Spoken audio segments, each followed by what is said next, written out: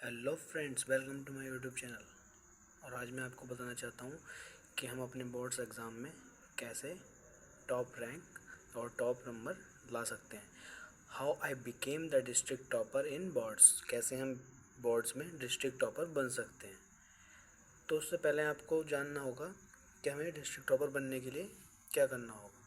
तो आज मैं बताऊँगा 6 ऐसे पॉइंट्स जिन्हें आपने अपने मन में उतार लिया तो आपको बोर्ड्स एग्ज़ाम में 95% लाने से कोई भी नहीं रोक सकता। बिना टाइम वेस्ट किए लेट्स स्टार्ट द वीडियो। लेकिन उससे पहले मैं चाहता हूँ कि आप नीचे कमेंट सेक्शन में जाएं और ये कमेंट करें तुम्हारा टारगेट कितने परसेंट लाने का है। इससे होगा कुछ नहीं, बस मुझे मोटिवेशन मिलेगा और तुम्हें मोटिवेशन मिलेगा पढ़ाई के लिए। बट प्लीज़, अगर कोई पॉइंट पहले से आपको पता है तो आप उसको फास्ट फॉरवर्ड कर सकते हैं, बट वीडियो को स्किप करना नहीं, एंड तक ज़रूर देखना। Let's start the video. First topic is your mindset shift. Mindset shift का मतलब पहले तो हमें अपने आप को डिमोटिवेट नहीं करना है। डिमोटिवेट मतलब हमें अपने आप पर खुद पर इतना भरोसा होना चाहिए, विश्वास होना चाहिए कि हम जो चाहें वो जो ठान लें वो कर सकते हैं।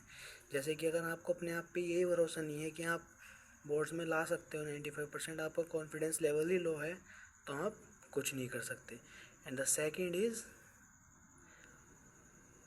Have balanced approach. Have balanced approach का मतलब है कि आपको हर सब्जेक्ट यानी कि साइड साइड सब्जेक्ट भी होते हैं ना, जैसे कि हमारा इंग्लिश हो गया, फिजिकल एजुकेशन हो गया, म्यूज़िक हो गया, कंप्यूटर साइंस हो गया और फाइन आर्ट्स वगैरह जैसे सब्जेक्ट होते हैं, हमें इनको भी इक्वल टाइम में अपना डिवाइड कर कर इक्वल टाइम देना है। इक्वल टाइम मीन्स जैसे कि अगर आप 1 घंटा फिजिक्स पढ़ रहे हो तो आप ज़्यादा ना करके आधा घंटा तो मैं इंग्लिश, फिजिकल एजुकेशन ये भी पढ़नी चाहिए ताकि आपको अंडरस्टैंडिंग बनी रहे। क्योंकि ये जो सब्जेक्ट होते हैं ना, साइड सब्जेक्ट्स, इनसे हमारी परसेंटेज इंक्रीज़ होने में बहुत हेल्प होती है। And the third point is use previous year paper. Previous year papers means आपको हर पिछले 5 साल या 10 साल तक के प्रीवियस ईयर क्वेश्चन सॉल्व करने हैं। उससे होगा क्या, आपको पता होगा कि बोर्ड्स में हर बार लगभग 20% पेपर रिपीट होता है हर साल। प्रीवियस ईयर्स के रिलेटेड हर बार रिपीट होता है और इसमें आपको ज़्यादातर क्वेश्चन मैं कहूँगा मैथ के पेपर में आपको ज़्यादातर क्वेश्चन मेंस लेवल के देखने को मिलेंगे प्रीवियस ईयर के। तो please use previous year papers and sample question papers. The fourth point is focus on the basics. आपको अपने बेसिक्स क्लियर करने पड़ेंगे।